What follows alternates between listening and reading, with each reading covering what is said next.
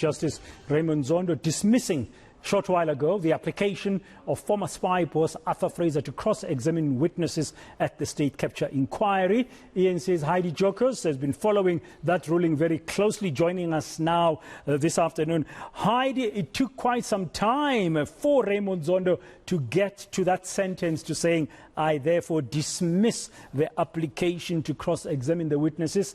That's in front of me. Took about an hour and a half, but Judge Raymond Zondo starting first by sketching this background about the rules that were applicable. What stood out for you? Yes, certainly, Braden. I think it's important to highlight the fact that even though we all thought that was quite a lengthy judgment, it was very crucial for the chairperson of the state capture inquiry to highlight the rules around cross-examination. And one needs to also understand the fact that it is nobody's right to cross-examine. It is up to the state capture inquiry to grant a cross-examination application, and there are certain rules and aspects that follow when it comes to a cross-examination. But we do understand that the chairperson, Deputy Chief Justice Raymond Zondo, making it very clear that rules were not adhered to when it came to Arthur Fraser's application for cross-examination, alluding to the fact that certain documentation that Arthur Fraser wanted to get from the State Security Agency. It wasn't clear if he got them, then it was clear that he didn't get them, but it seems as though certain affidavits were also not signed on time when it came to this cross-examination application.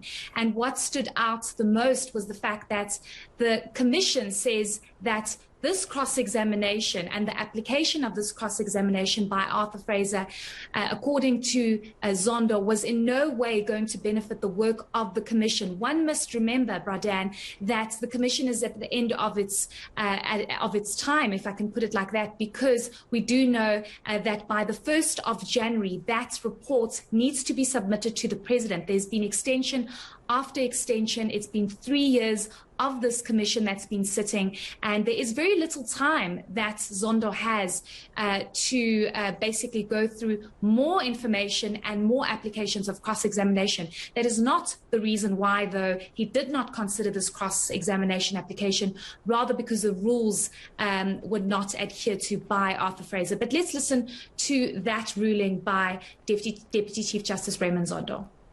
I can see no reason why it can be said that it is in the interest of the work of the Commission to grant the applicant leave to cross-examine any of these witnesses in the circumstances that I have set out in relation to non-compliance with the rules of the Commission, and in relation to there being no explanation as to why, having said that his statement would not be complete without the documents that he asked for from the State Security Agency, and the Commission having given him time to ensure that he secured such documents, and the State Security Agents having undertaken to give him such documents, why he has not pursued that, and why he is no longer seeking to place those before the Commission so that his statement before the Commission is complete.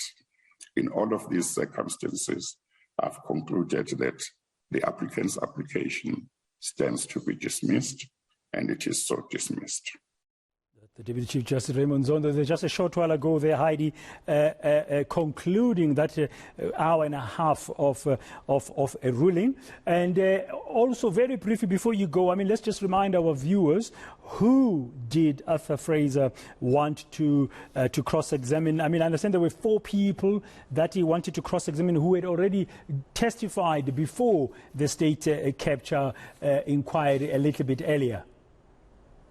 Yes, certainly. So it's important to highlight the fact that Arthur Fraser had asked the Commission, or had rather written a letter to the State Capture Inquiry, making it very clear that he felt as though he was not treated fairly. He felt as though he was denied an opportunity to speak about those, or to cross-examine those that had implicated him during the State Capture Inquiry. He says he was not given a fair opportunity. He was denied an opportunity to cross-examine these witnesses. And this is all linked to allegations and how Arthur Fraser was implicated when he was the Director General of State Security Agency, and how there's allegations that a slush fund was established and front companies were actually put up and the money was moved around. And there seems to be also allegations of direct involvement within President Jacob Zuma. So this is why Arthur Fraser said,